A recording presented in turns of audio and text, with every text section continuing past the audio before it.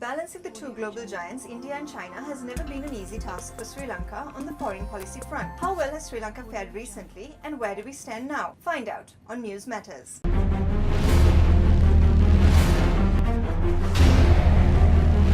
Balancing our regional neighbour India and emerging superpower China has been a major foreign policy challenge over the past few years.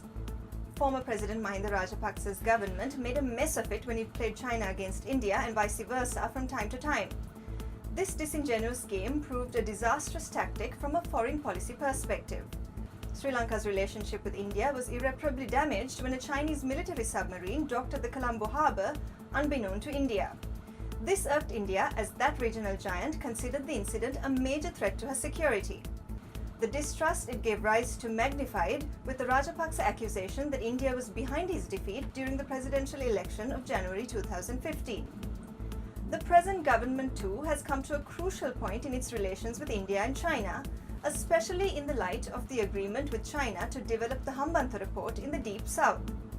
China is also likely to be given a long-term lease on 15,000 acres of land in Hambantota to build an industrial zone worth $1.4 billion.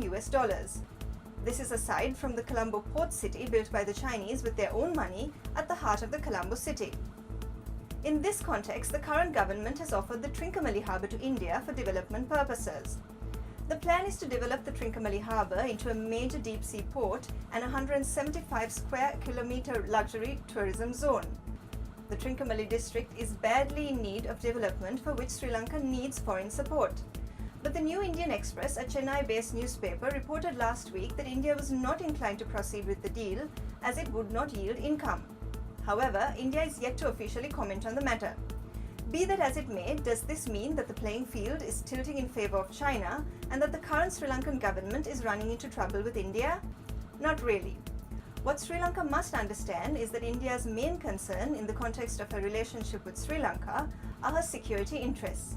For as long as the Sri Lankan government manages to convince India that the Chinese presence in Sri Lanka is not a threat to her security and defence interests, New Delhi-Colombo relations will remain intact.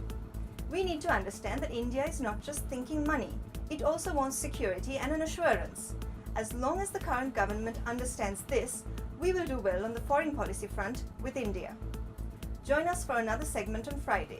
I am Royal Raymond.